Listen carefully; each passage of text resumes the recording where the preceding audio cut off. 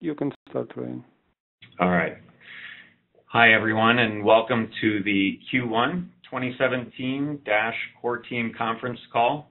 I'm Ryan Taylor, CEO of Dash Core Team, and I'll be the primary moderator for today's call. The call is being recorded and will be distributed on Dash's YouTube channel shortly. I'm joined on the call by several other key members of the core team. Andy Freer, who's the Chief Technology Officer, Daniel Diaz, Director of Business Development, Robert Wyko, our Lead Project Manager, and for the Q&A session, we'll also have Fernando Gutierrez on the call. So before we begin, let me share some additional information about the call format. To avoid any background noise, all the listeners are on mute for the duration of the call. We'll first share a set of prepared remarks and accompanying slides, followed by a question and answer session. Questions should be submitted in the chat window, and other than the time limit of the call, we won't be restricting the number of questions, but we would like everyone to have an opportunity to ask them. So we might restrict you to a couple at a time and circle back if there's time for more questions.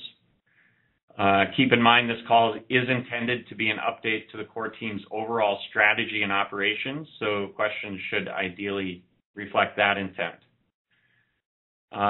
Moving on to the agenda, we'll start with an update from Andy on software development, including the rollout of 12.1 that occurred during the quarter. And next, Daniel will provide an update on our ongoing business development efforts and the progress being made there with all the new services we've been deploying. And then Robert will share some updates on the growing efforts to promote Dash, which continues to expand into new partnerships and sponsorships that we've started. And then Robert will walk us through some of the initiatives that we've undertaken to continue professionalizing the organization. I'll be sharing details on the core team's financials, including details on our proposal income, expenses, currency gains, and a detailed balance sheet. I'll also cover our key performance indicators for the quarter and year-on-year comparables. Just to summarize the quarter, Dash had a really transformative quarter in Q1 on nearly all fronts. The most significant changes during the quarter are derived from our higher price, which resulted in a dramatic increase in the resources available to our project. And while we anticipated an increase due to the release of 12.1, we were pleasantly surprised by the scale of the market's response. As a result, the number of developers dedicated to the project has more than doubled, and we're able to pay competitive rates to those working on the project. We also announced a record number of integrations during the quarter, often as only the second digital currency added to many services. And while many of the integrations announced last year were focused on foundational elements like fiat gateways, debit cards, and a compliance provider, this year's announcements have included an increasing number of consumer services such as BitCart and Whale Club. We believe that our integration with BlockCypher will enable this trend to continue through the rest of this year as we target businesses that can expand our access to the consumer market. The statistics on our network growth strengthened in the quarter as well. Market capitalization expanded over 1,100% year-on-year and was the fastest growing digital currency during Q1 among the blue chip digital currencies, those being in the top 10. Our trading volume expanded over 4,600% year-on-year to a record $13.4 million per day. Transaction volume increased 2,400% year-on-year to a record $1.47 billion in US dollars. Our average hash rate increased 2,200% year-on-year to a record 2.43 terahashes per second. Dash's market share also expanded to 2.1% of the market, up from 0.45% at the end of Q4. This rapid growth has put our project in an excellent position to pursue our goals. We now have significant resources, sufficient market liquidity, which is now actually similar to what Bitcoin offered in mid-2015, and sufficient relevance in the market to fully pursue our strategy, and without the benefits of a windfall ICO or the network effects that more established projects have enjoyed up till this point. So with that, let's kick off the area-specific updates from Andy, Daniel, Philip, and Robert. So I'll now turn the call over to Andy to provide an update on our software development efforts. Andy, I think you're still on mute. Thanks, Ryan. Okay, so Q1, main thing obviously, we released 12.1, which went quite well, smoothly. The main benefits are Sentinel, automation of governance tasks, and it's providing kind of the architectural changes we need for Evolution, which is an object-based system. We've also finalized the Evolution white paper, which is quite large. It's about 60 pages. We've just kept that internal for now, and we're still kind of improving that and reviewing that. We've had some new people join, like Darren Tapp, who's a maths professor. He's been in Bitcoin since 2011. He's reviewing the paper, and the plan is to just develop the paper continuously this year, and then close to launch, actually release that. But we want that to be rigorous and have everything kind of proved in there. The other major thing is, obviously, we've increased the team size a lot. We've had 6 new core developers join, full-time C++ people. They've been kind of getting bedded in the last kind of 4 weeks, I suppose, which is going really well. They're led by Eugene. Then we've also had about 8 hires in the Evolution side, which is non-core, so that's DAPI, Dash Drive, front end. Some of those were already part-time contributors or volunteers, but using, obviously, the blockchain funding, now everybody's full-time, basically. The structure of the non-core Evolution side is we have Nathan Marley, who designed and built Sentinel, led development of Sentinel. He's overall manager of the team.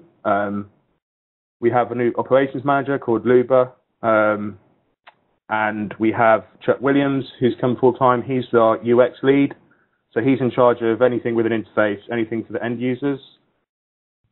We have Alex Werner, who is leading the DAPI team, and Nathan and Ian Marshall, who's also a new hire. They're working on Dash Drive. So that's Q1. Q2, on the core side, kind of non-Evolution, we have 12.2 coming out. That might go into Q3.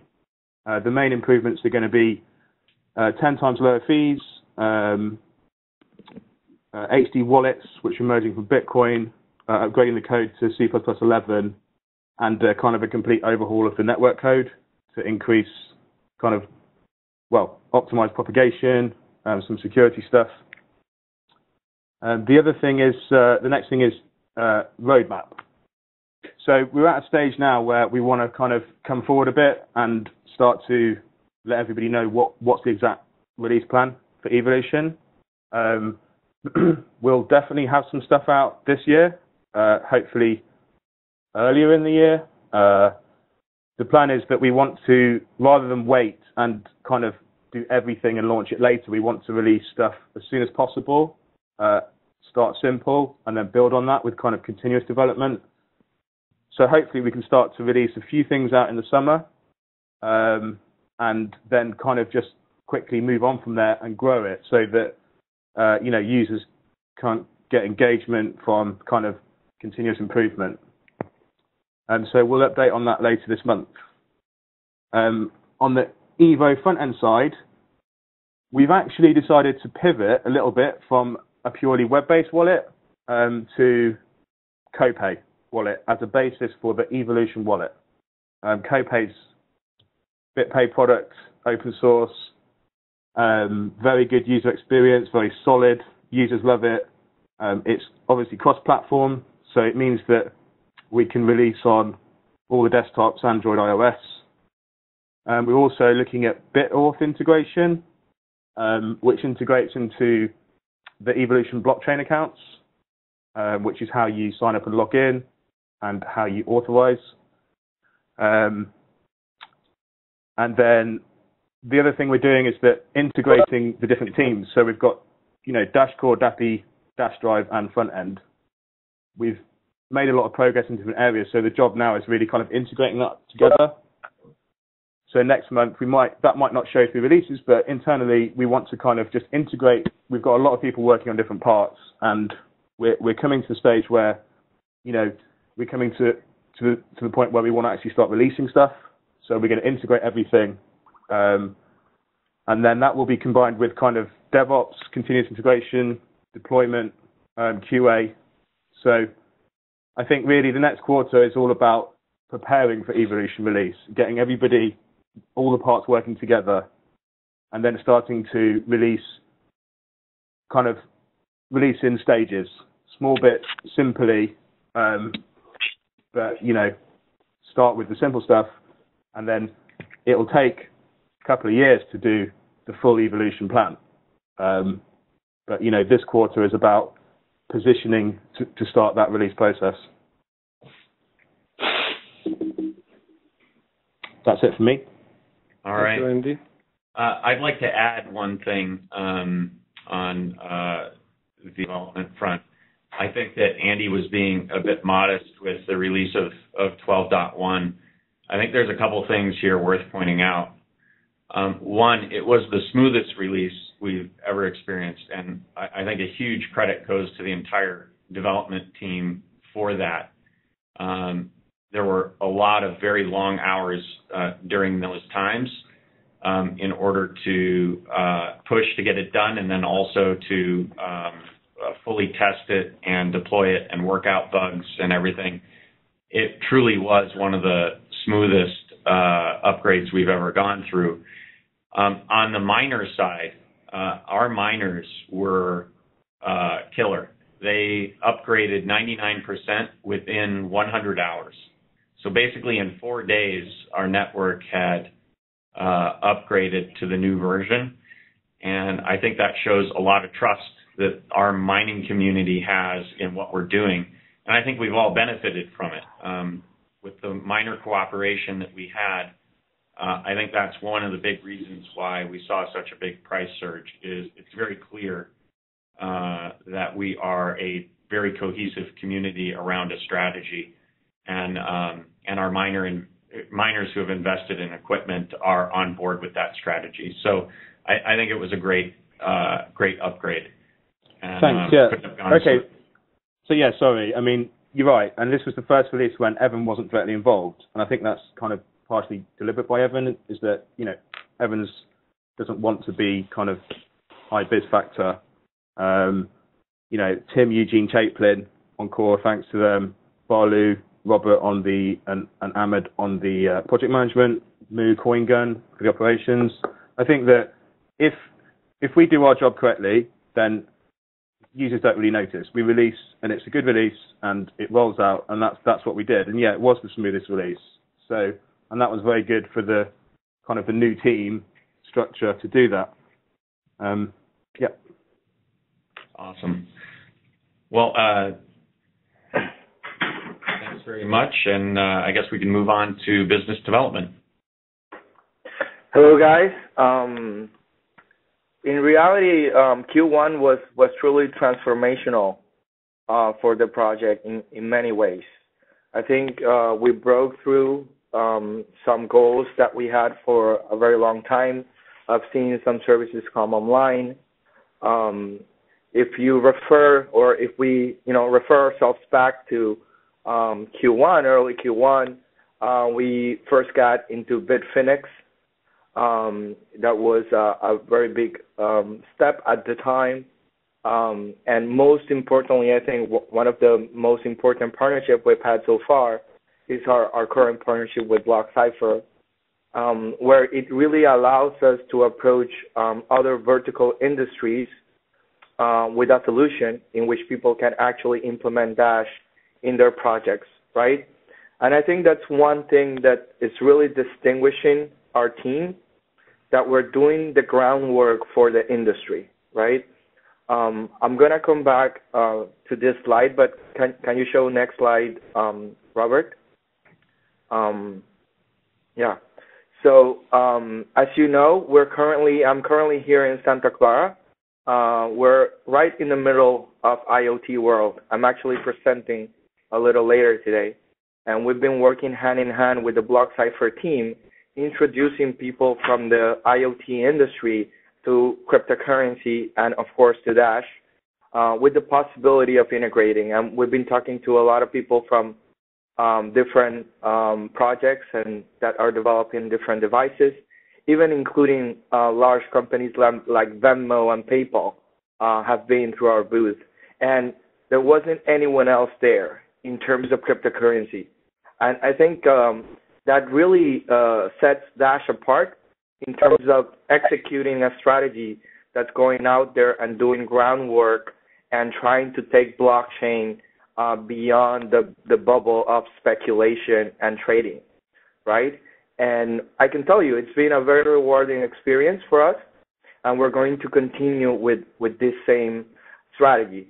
And so Q1 was a lot about trying to fill gaps we had. Thank you, Robert. Trying to fill gaps we had that were very important. So we are now, fast forward a couple of months. We're now also trading in Kraken.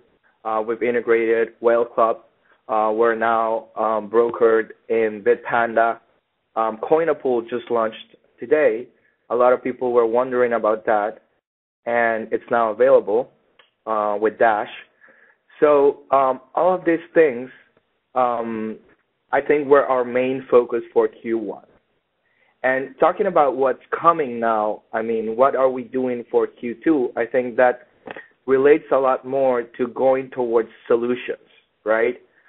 We want to have Dash integrated directly into many different user applications. That started with things like Bitcart. We're going to continue to develop that relationship. They're coming to New York to meet with us next week. We're also approaching a lot more different solution type applications instead of just on and off ramps integrations now. One of those is All36, where we are helping them and connecting them with different actors in the space to try to build a full solution for a specific segment, specific vertical, which is the cannabis industry in your case. So I think that's the shift we're making now, and that's a very important shift. We have to go beyond speculation on what's the next cryptographic feature that's coming out. We have to go beyond speculation of things that are very far into the future. At least from a business development perspective, we have to make people's lives better now if we want blockchain to really play the role we're all hoping it will. So I think from a business development perspective, we're very much focused on doing things now, while our software development team is working in what's next, right? So I'm thrilled with the fact that, I don't know, maybe like 10, 12 new developers have joined the team on the different groups recently, and that is going really well. But from a business development perspective, I think our focus right now is implementing user-oriented solutions now that we have let's say a set of partners that allow us to complete all the different things. We have brokers, we have exchanges, we have merchants, we have API services. So we have kind of all the different elements to try to now work on solutions. So that's going to be the focus going forward, solutions that are focused on specific verticals. We have cannabis industry, we have IoT, which we're working on right now, and we're going to continue this trend. Next week, we're going to be in Consensus. That's something that's also going to continue. We're also going to be in Token Summit, developing relationships within the industry. It's a very important part of the job we're doing. We already have a lot of interest from people that are going to be meeting with us in our booth in Consensus. So I'm expecting we're going to have a good show and a lot of leads coming out of that. So that's more or less where we are right now from a business development perspective. Back to you, Ryan. All right, perfect. So Robert, I guess you'll walk us through the next couple of slides. Yeah. Yeah, thanks. My name is Robert Więcko. I will have a pleasure to go through marketing and communication and then organizational slide. So as you can imagine, after Daniel's update, with so many integrations and business development activities, marketing and communication and social media part was also very intensive one. We have launched a new website at the very beginning of the year, and also with release of the core wallet 12.1, we have made a contract with Waxman PR dedicated specifically to promote this release, which went very well and very successfully. As you can see from the price, from the number of media, from the coverage in Dash coverage in media. We have participated in multiple conferences.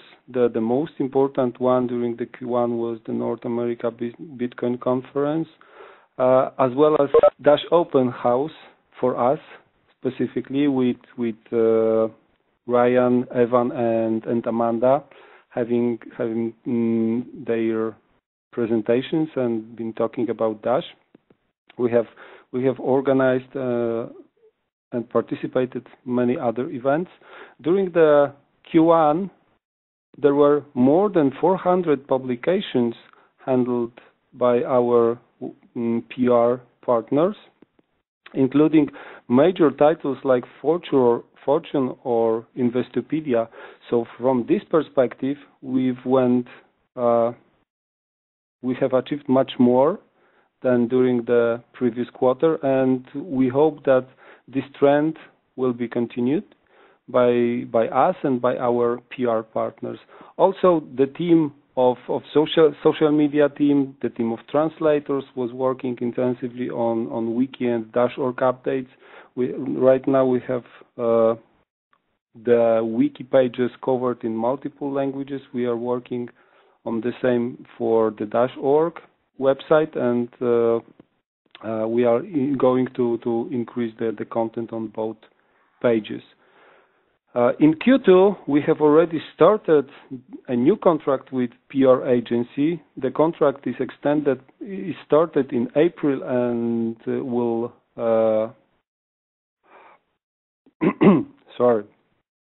and is signed for 3 months. We have agreed with Waxman PR that we are improving our coverage in Europe and Asia. Plus, we are going to, let's say, attack the mainstream media during the quarter. You need to know that Waxman just opened their second office in Ireland, in Cork, Ireland. So this plan is going to be realized really quickly. We are working with them intensively on achieving more presence in Europe, on conferences in Europe, and also in medias in Europe and Asia. The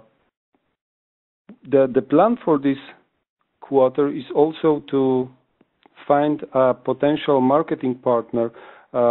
Fernando is looking for different opportunities in the space, and we are going to extend our efforts not only in PR but also in marketing space. We are going to continue our social media coverage by sharing daily news and updates with the community and with our partners. And of course, we will be supporting Daniel and business development team in their work, in their daily jobs. From the project organization perspective, we have achieved quite a lot, I would say, because we have announced a new team structure with Ryan announced as CEO and Andy taking the CTO position. Meantime, we have also been working on the development team structure, which resulted in what Andy just described a couple of minutes ago, having the core team, 3 evolution sub-teams and multiple supporting functions working together on achieving the one goal, evolution release. The team of project managers and supporters and managers was working on processes, internal procedures, and tool for the delivery core team. We have hired an HR consultant to help us with HR related activities. The Q1 was very intensive in terms of hiring and onboarding of new people, and also with supporting those new people, introducing them to the team in setting a new tools, making them aware of our processes and procedures. Of course, we have helped our business development team and the participant of the conferences in Miami, Warsaw, London in preparations to the conference. And also, what is new for the Dashcore team, the intranet has been launched, and it will be a single source of information for the core team and for the developers. The goal is to have a single point of information for everyone within the team. Also, interesting part of our work were legal projects. Our legal partners or consultants are working on the documentation and opinions for master nodes, and also what is very important for us on the new core team structure, on new legal entities for the core team. And it should happen during the Q1 or during the Q3, the implementation of the new structure. It will be at the end of Q2 or beginning of Q3. We are expecting that the proposal will come someday in June, so we can start working on this. And also, the team of project managers is supporting evolution developers, is supporting Luba as a direct evolution project manager. We provide the tools, we coordinate the administrative efforts, create supporting processes and so on in order to make their life easier and our delivery faster and more efficient. We are working on the delivery methodology. We are simplifying what we have and putting some improvement in the existing model. So it's faster and it's more convenient to use by everyone within the team. At the moment, I'm recruiting a new project managers, one for Ryan in Phoenix and also another one for Europe to support our team and also integrations, incoming projects from the integration space. We are also thinking about, or we have made some partnerships to develop the integration projects with external vendors. So our teams are focused on developments like core and evolution, and whatever else is needed will be developed by the external vendors and coordinated by our internal project managers.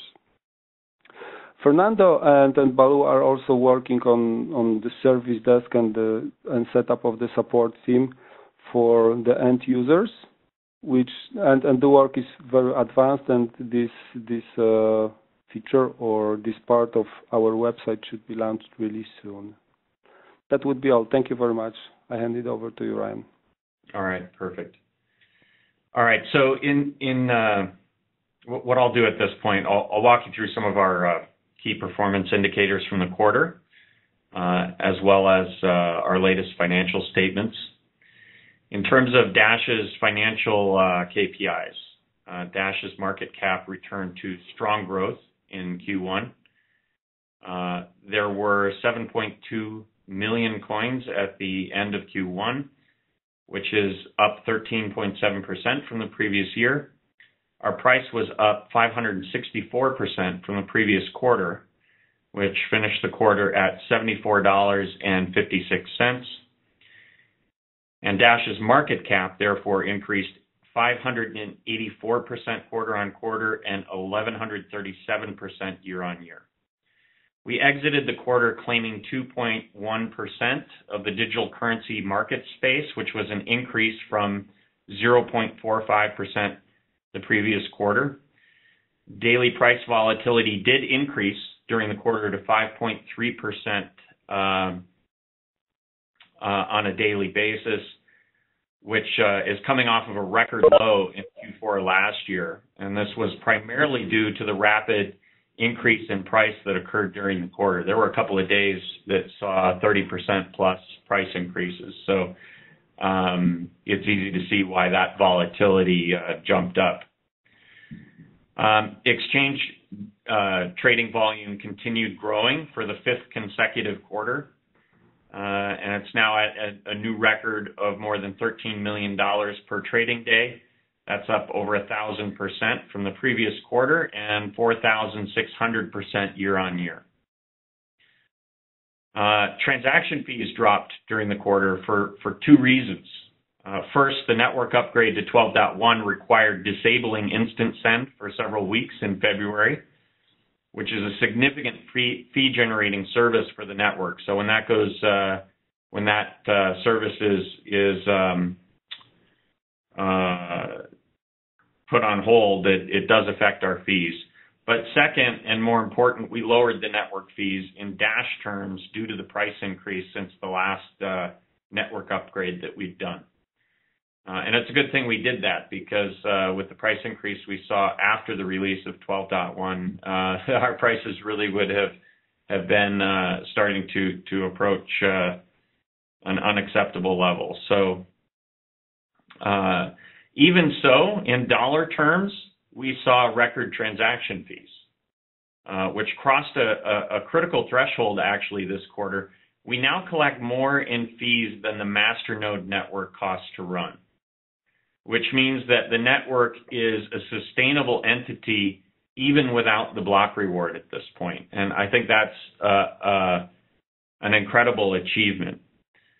We don't yet fully cover the costs of both the masternode network and the miners, but it's all about how those funds are allocated. I hope that in the coming quarters we'll be able to cross another threshold and have the full cost of the infrastructure of the network covered just by fees.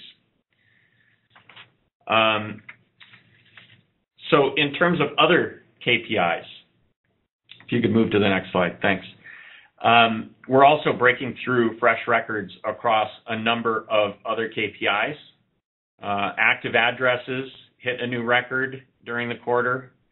The number of transactions hit a new record. The number of active nodes, excluding master nodes, saw a significant increase. Transaction volume, network hash rate, social media network metrics, these are all hitting new highs. And as you can see on the graphical representation, if you could move to the next slide, of our KPIs, there's a strong relationship between our network's usage and our financial performance, and therefore we're continuing to focus on integrating with useful services to drive volumes, network fees, and masternode ROI. So moving on to our financials. Starting with the income statement, note that we conduct all of our accounting in US dollars to provide a stable picture of our financials. The core team received a total of more than $417,000 in payments from Dash's proposal system during the first quarter. Although expenses were about $407,000, we benefited from the valuation increases in the quarter, which bolstered our income by $817,000. We also benefited from some minor trading gains during the transactions we made in the course of making some payments in Bitcoin. You'll notice that uncategorized income and uncategorized expense rows on the income statement. Because of limitations in our accounting package, being unable to support currency conversions other than those involving the US dollar, this workaround was needed to facilitate any conversion of Dash to Bitcoin. Uncategorized expense simply represents the sale of Dash, and uncategorized income represents the associated Bitcoin purchases. They're not true income and expense items. Excluding currency gains, the Dash core team accumulated approximately 15,000 in reserves during the quarter. When Dash's value increased dramatically last quarter, our savings expanded in value rapidly. This ensures we have adequate exchange rate buffers in place for the increasing scale of our operation. In some cases, our budgets have been so well funded due to the currency valuation increases that we haven't drawn additional funding for those budgets in several months and continue to draw down on existing savings. I'll comment more on that in the next slide when we get to the balance sheet. Our largest expense line item during the quarter was promotional. This line item includes many business development and conference expenses. Our largest expenses in the category were all aimed at expansion of our ecosystem. These included BlockCypher integration, Kraken, facilitating an advance for Charlie Shrem's then passing debit card proposal in order to help accelerate the start date. Basically, we gave him the associated funds and received the private keys for the payout address and collected the payout. It just allowed the project to start a bit sooner. And we also had the final Wall of Coins integration payment. Our second largest expense was for labor. We did significantly increase the number of full-time resources during the quarter, though we were not yet paying full market rate compensation until April 1st. This line item includes our translators, developers, and our entire administrative staff. We followed a rigorous process led by an independent HR consultant to determine market rates for our contributors based on their roles, experience, and geographies, and we believe this is an important step in creating a sustainable project. We were conservative in establishing these rates and remain cognizant of our fiduciary duty to the network. Moving on to the balance sheet.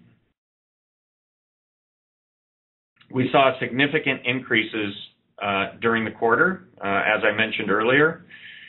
As reported on the income statement, most of the gains were attributable to currency gains, not from building Dash-denominated reserves.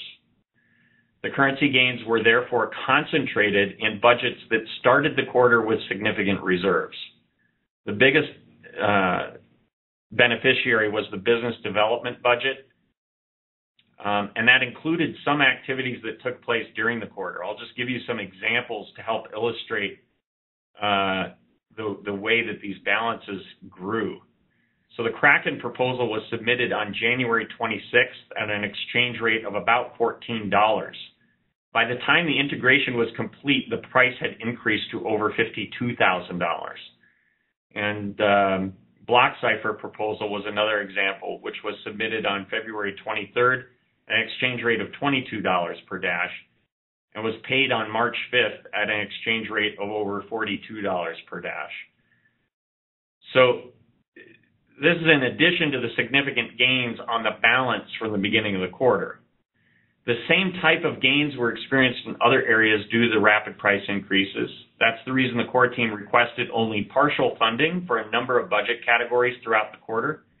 And starting in March, when the price increases were most pronounced, we altogether discontinued budget requests for business development, applications, data center, marketing, property leasing, and public relations. We will continue to rely on existing balances for these categories until we reasonably need to replenish our reserves.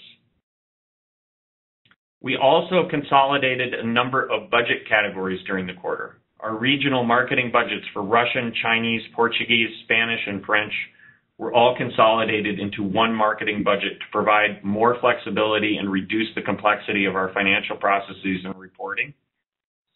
And we also consolidated the many contractor budgets into one and are now submitting a single core team budget each month. We were seeing a very low share of no votes for each of the core team budgets, and we'll begin breaking those budgets out again if we ever see more than 10% of the votes cast for no. But until then, consolidation will save both the core team and most masternode owners significant effort. And I will take no votes on that budget as a signal that folks want that broken back out. So in summary, as I look at where Dash is today, if we can, oh, great. I can thank Robert for putting my picture up there. As I look at where Dash is today, I see one of the strongest projects in the industry.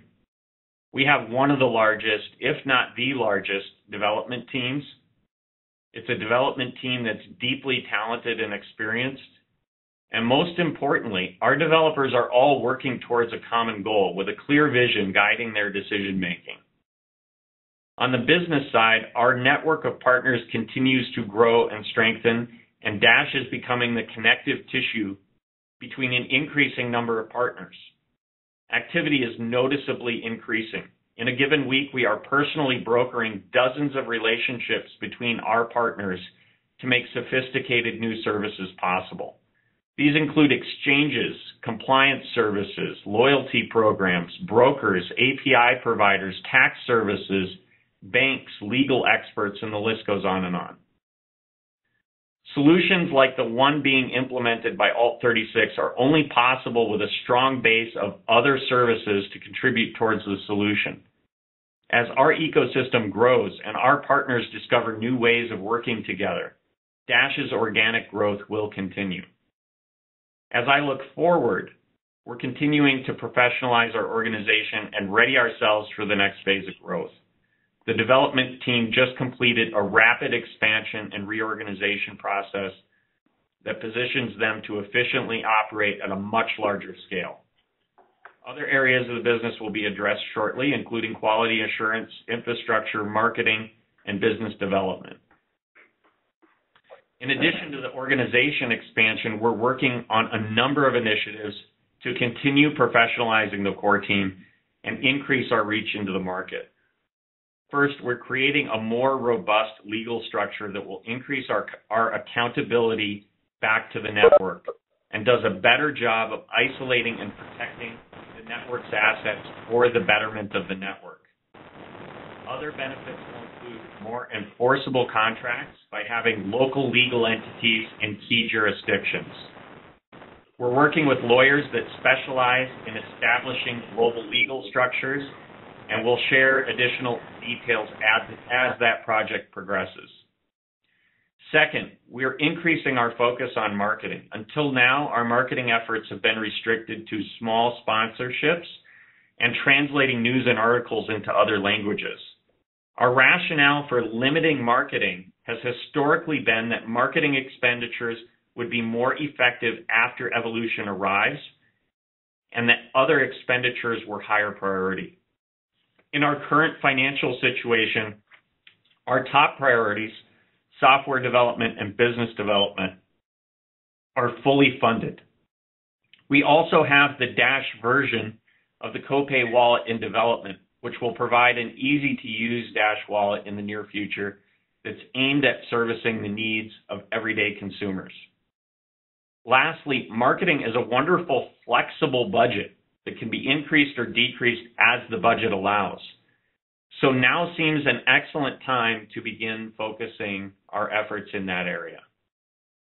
We're presently seeking a strong, multi-channel marketing firm to build a cohesive and flexible marketing strategy across a number of geographies. This will give Dash an opportunity to test various marketing channels and approaches, measure the outcomes, and determine what's effective before evolution arrives. We already have the best form of digital cash on the market, even before Evolution. So we believe we can expand our market share even with our existing products and build brand awareness long before Evolution arrives. The first quarter was an extremely stressful time for the entire team as we grappled with a record number of new hire onboardings, partner integrations, and the deployment of 12.1. At times, I know that members of the team felt like they were drinking from a fire hose, but I'm extremely proud of the work that the team performed during the quarter, and we seem to have emerged stronger than ever.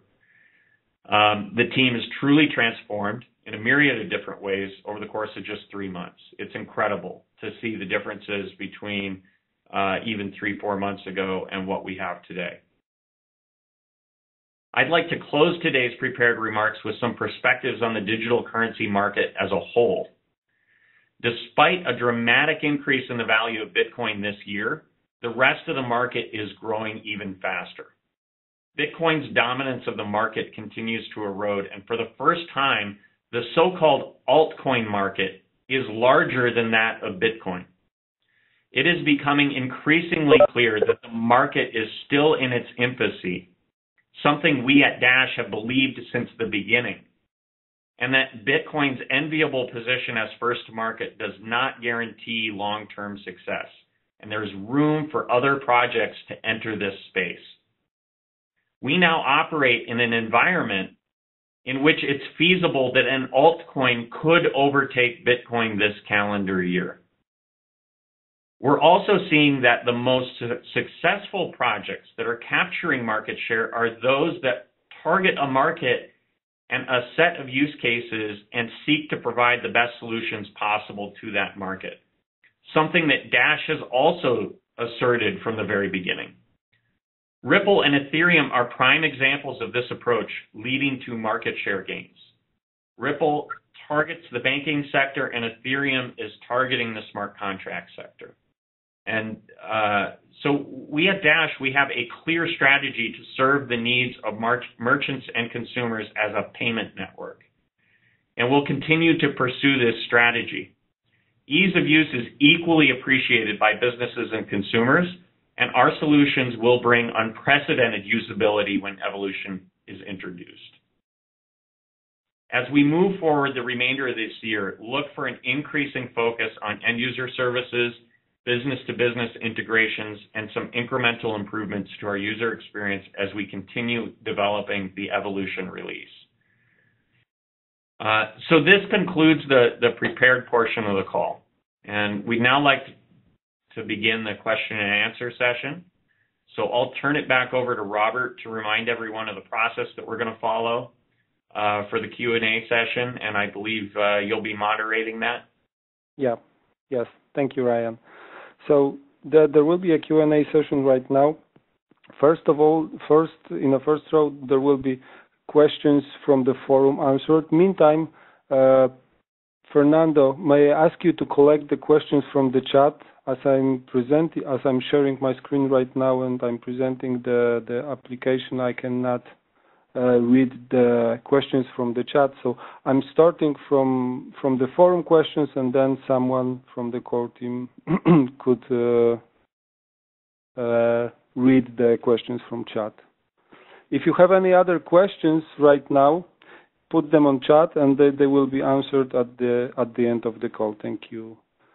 So moving on to the questions part, I have split the questions in two major areas: development and business-related questions. Let me start from technical-related questions about development. First question is from Halso to Andy. Will the Evolution white paper be translated into multiple languages on its release? And when will the white paper be released publicly? We can translate the paper, no problem. And when it's released, it will be towards the public launch, the first public launch. We want to make sure that it's rigorous and that everything's proven.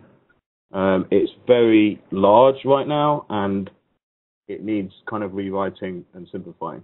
So We don't want to. In addition to that, it's more than just getting the paper cleaned up. I've seen the paper, and it's a work of art, if I could say so. And we truly have the network's best interest at heart in waiting to release it, because it is our secret sauce. It is going to take some time to implement, and we certainly want to enjoy as long of a head start as possible before folks come in and try to understand it and mimic it. And I think that there is real value to the entire network in keeping that. Now, it does need to be released publicly before code has the opportunity to be reviewed, and everything will be open sourced. But we do want to make sure that we have as much of a lead as possible, because we believe that evolution is going to transform the market. Yep. Thank you. To provide some rationale for that. It's not that we're trying to keep anything from the community. It's that there is value in waiting a while to release it. It's not ready either. We don't want to publish something that's not academically sound, and it's a concept. We're still tweaking bits of it. It is a big change in the conceptual architecture of how a blockchain system works. I mean, we're taking it from a payment system into a kind of a system which is a lot more dynamic and generic and can be used directly by users with a lot of the payment stuff abstracted and in a decentralized way. So it's a big paradigm shift in how it works. It needs a lot of work putting into it. As we develop the code, then some of that, it's an iterative process, some of that feeds back into the design. So we're not in any rush to release the paper. We've got a lot of developers. We've got one of the largest development teams, most highly qualified teams in the space, and we're quite happy, going along like that. We'll release it before we launch Evolution. We've got security reviews as well from kind of respected third parties going on soon. So we just don't see any rush to release that right now. It's not ready. Thank you, Andy. Thank you, Ryan.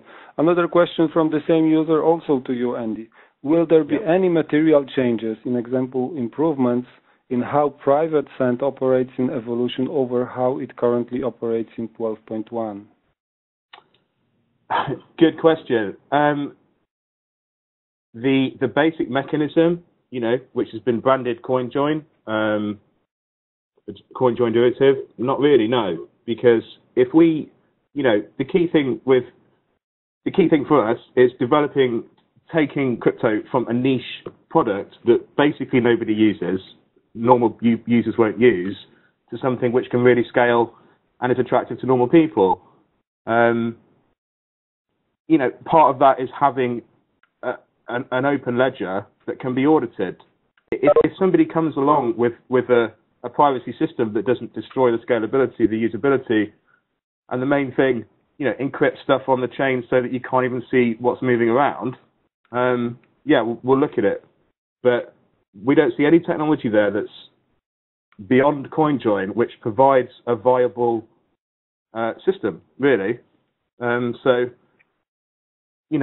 That's not set in stone. You've got some interesting stuff in Bitcoin going on, Tumblebit, different things, and we're open to all of that.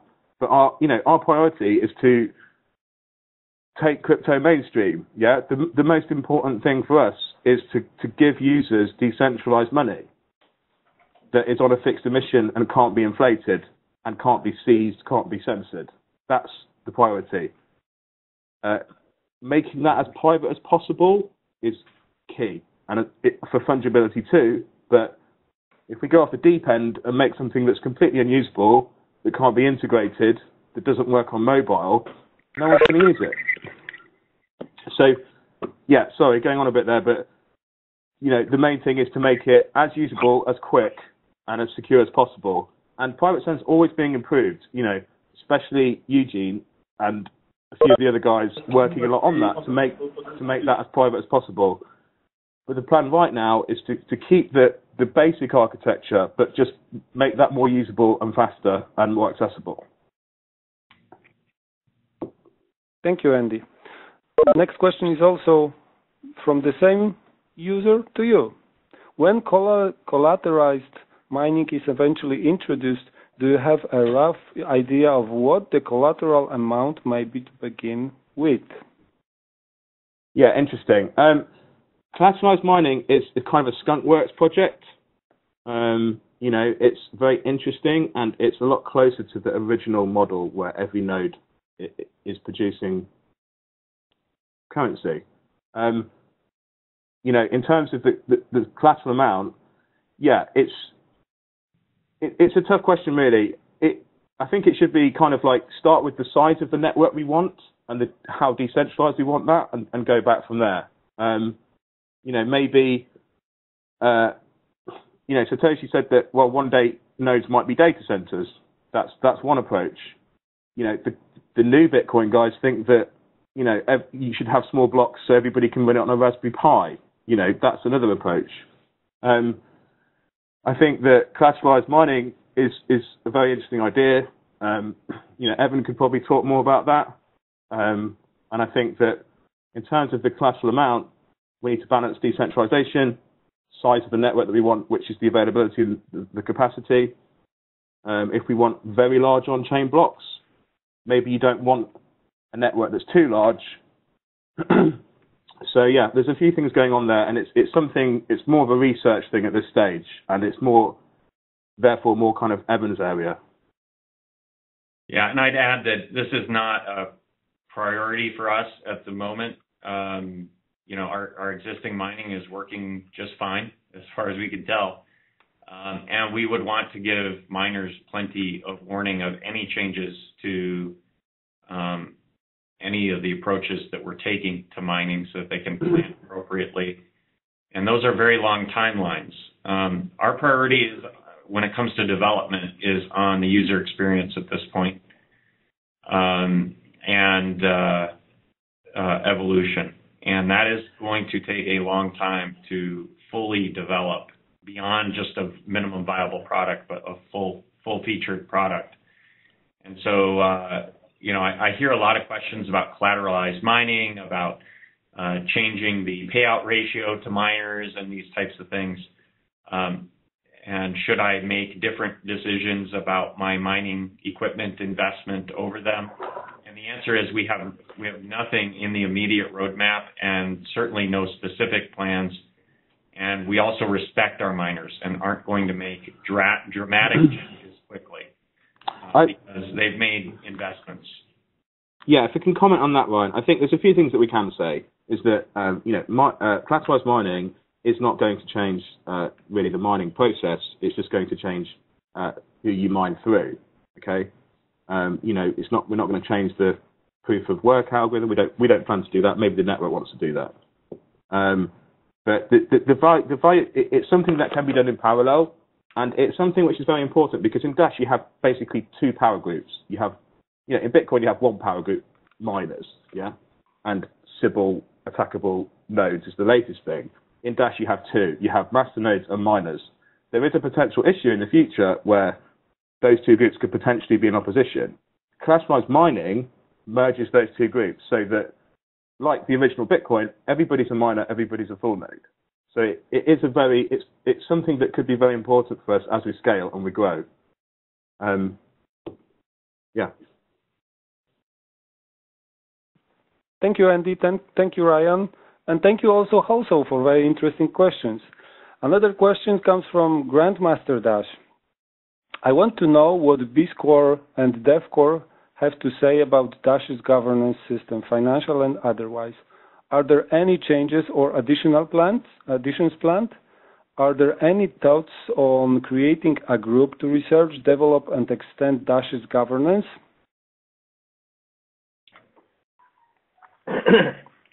I would like to say something on that, and certainly not from a software development perspective, if Andy or someone else has comments.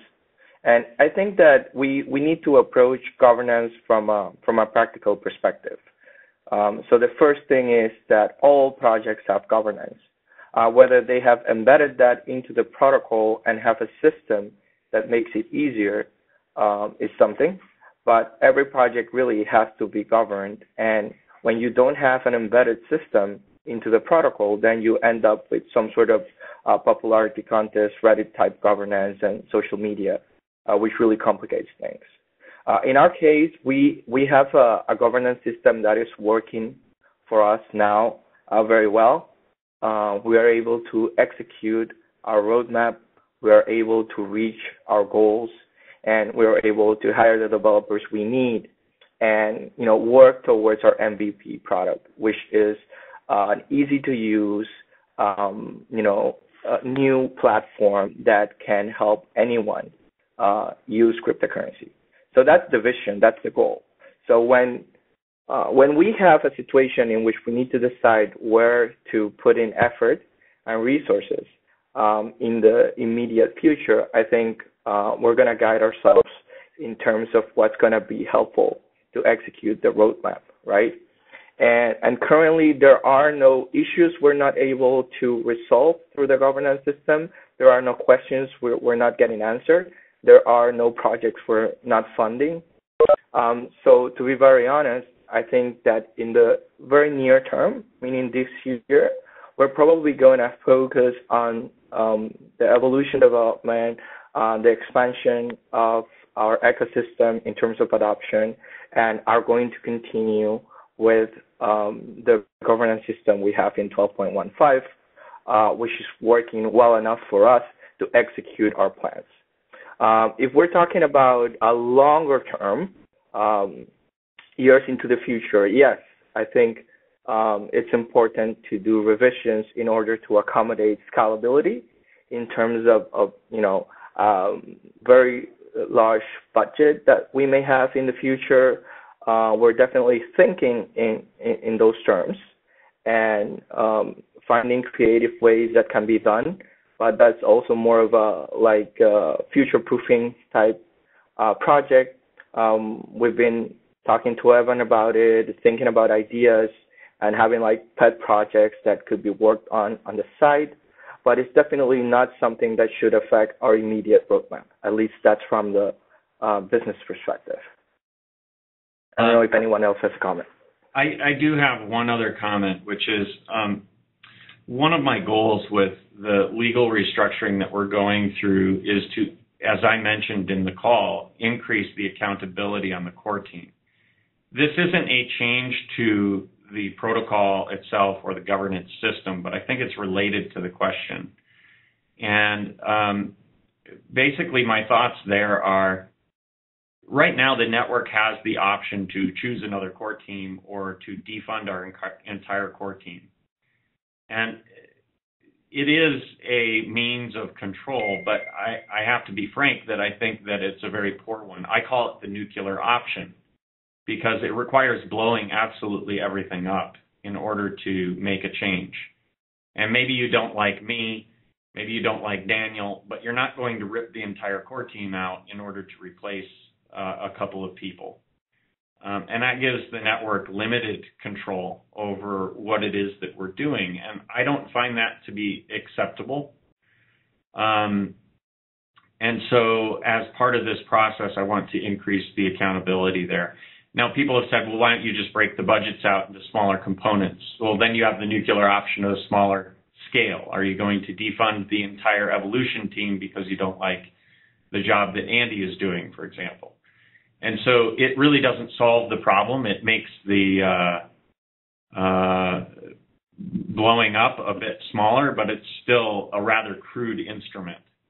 And so I want to make sure that as we go through our restructuring, that the network has the ability to much more strongly influence what we're doing without also getting down into the minutia of picking individual people to hire or fire. Because I certainly don't want it to turn into a popularity contest either, where my incentives are to spend all my time on social media bragging about the great job I'm doing as opposed to doing that job. And so we're going to be working through that. And so in terms of the governance of our own team within this broader ecosystem of teams, we do plan to make some changes and give the masternodes much better accountability, as well as isolating the network's assets. The core team should not own assets like the logo or any intellectual property that we might have, or licenses or things of that nature.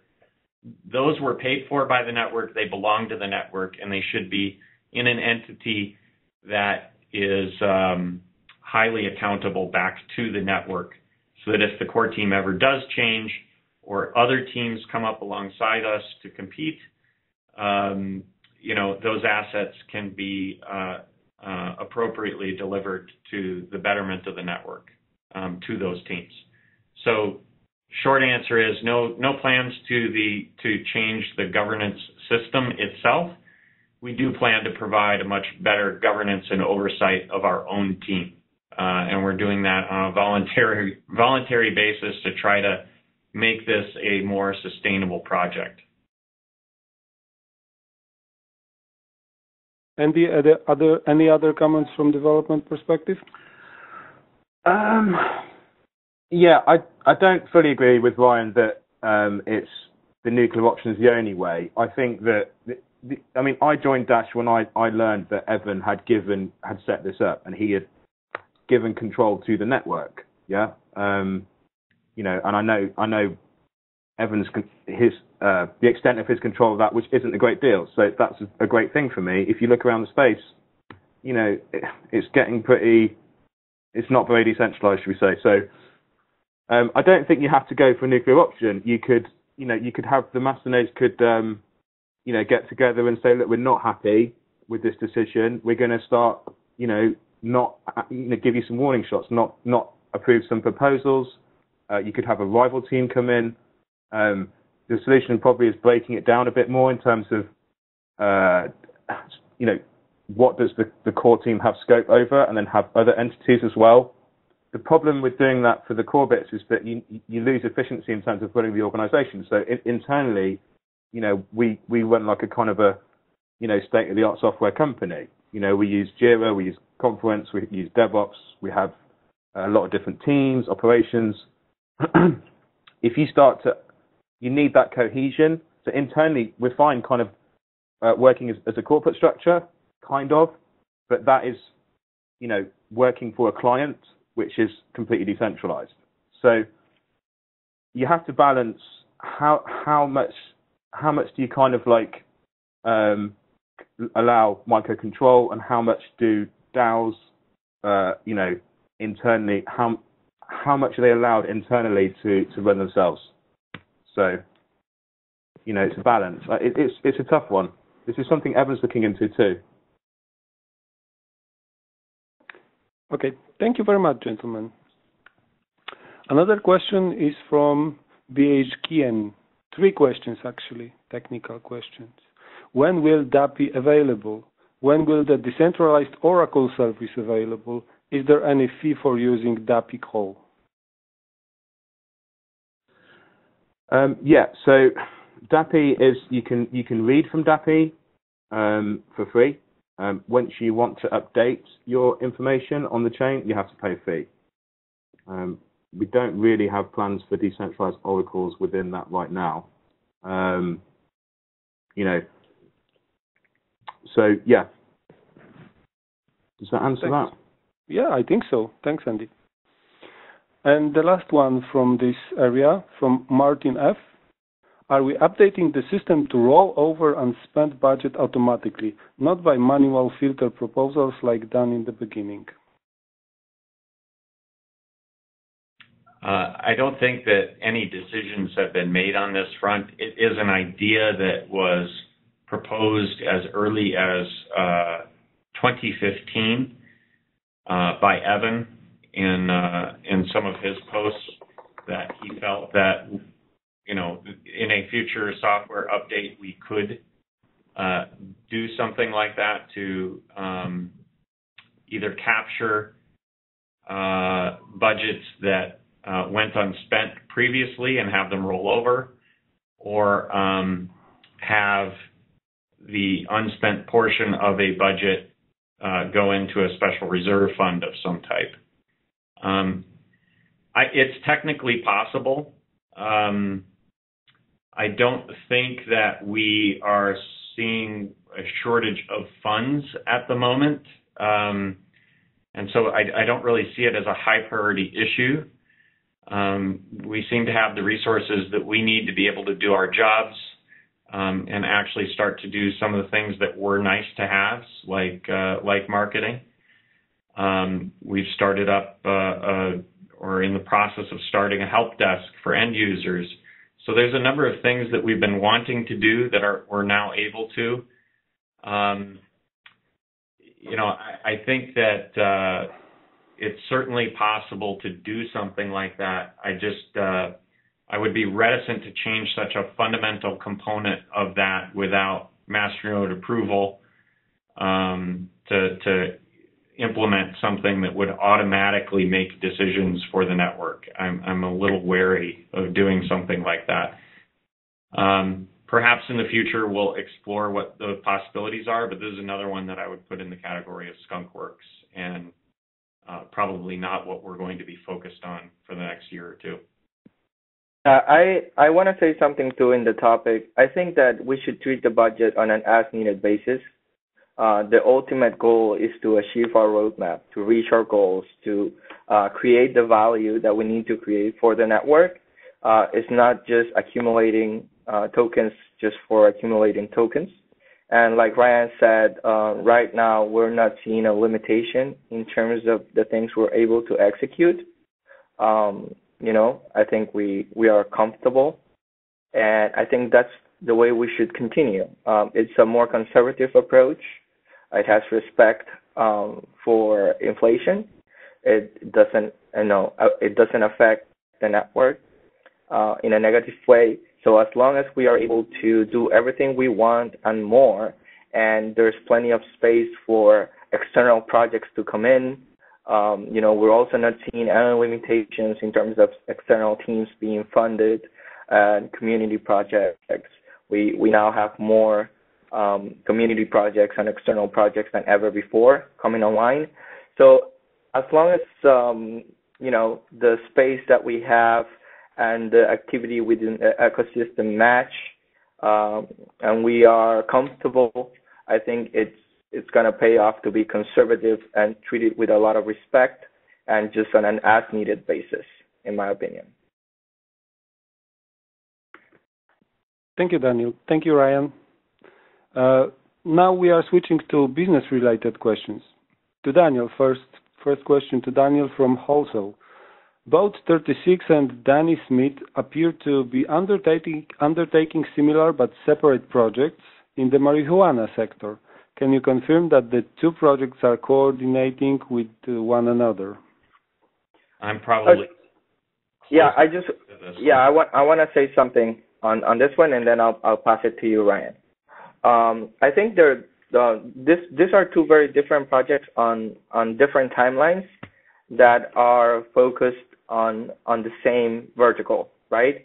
And there has been coordination, meaning we have made aware all 36 of Danny Something's efforts, but Danny Something's efforts are related to promotion and awareness, and hopefully to get a few dispensaries or a few people started early on some basic implementations while using wallets that are available, using solutions that are available now. While R36 is developing a full solution that includes many aspects of cash management, point of sale integrations, payment processing integrations, and many other things. So they are a startup that is developing a full solution, which we feel is the only way that we're really going to be able to get real adoption. And I think they are on two different timelines that are definitely going to come together in the future when All36 has something that's at least ready to be used and tested. We're definitely counting on help from Danny Something in terms of promotions and his connections within the space to get some adoption going. But you need to understand that they're in two completely different timelines. To you, Ryan. All right, perfect. Yeah, so I am in regular contact with both. Danny's effort is basically to, he's on a road trip, he's meeting with dispensary owners, and is basically getting both the awareness up as well as, getting a few to sign up so that to accept Dash, that they can experience the benefits of accepting a digital form of payment for the very first time. That solution is very crude, though. It's oftentimes a QR code at the register or something like that, and it certainly isn't a full suite. He's also placing an ATM, General Bytes ATM, that has been upgraded to include that.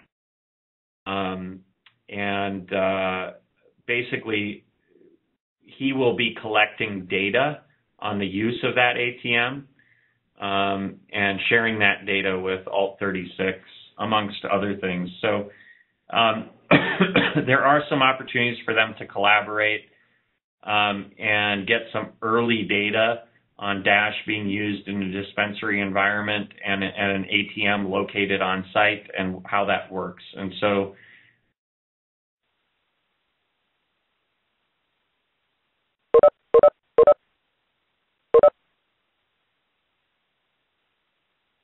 it looks like the network was down.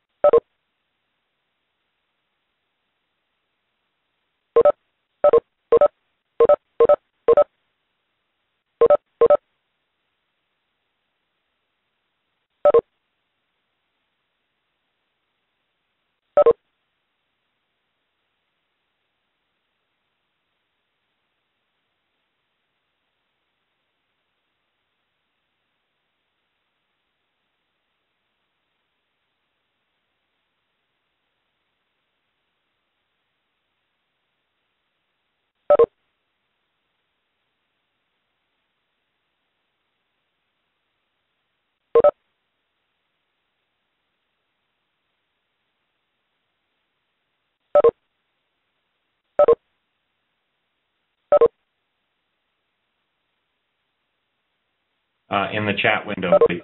Anyone, whether or not they can hear me? I can hear you now. Okay. It was a network issue. Okay, so let me start it again. Hopefully we didn't lose the recording.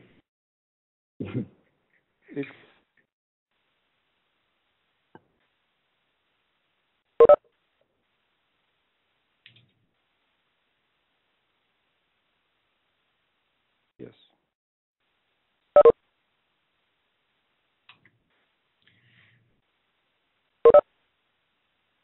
Can you see my screen? Now I can see it, yeah. Yep. Okay. So sorry for interruption. It looks like we had a network issue. Ryan, can you please repeat what was your answer about 36 and Danny something project? Getting some feedback. Yeah, I will put everyone on mute. Okay, perfect.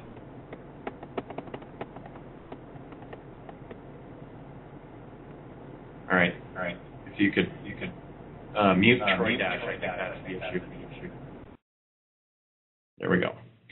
All right. So as I was saying, Danny, I'm not sure how much of it was lost. I'll be brief. Danny something basically is on a road trip. He is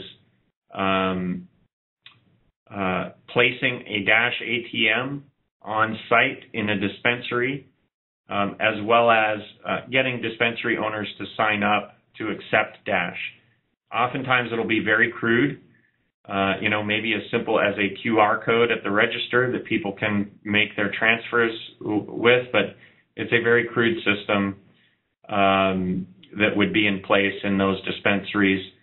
That said, there is some valuable data that will be collected in terms of how people use the ATM and how many use it and what effects fees have on that. There's all kinds of things that they can do to experiment with it and feed that information back to Alt36 to help that platform. Danny's interests are purely in helping the network grow and learn from the experience, and so he's absolutely willing to share all the information and data that he gathers as part of his efforts. But Alt36 is the more robust enterprise class solution. It's going to be integrated with the two largest cannabis point of sale providers and sold through their sales network to existing customers and to new customers. They've got billions of dollars that are flowing through those systems already, but it's all cash. And so we're looking to get a share of that. And basically,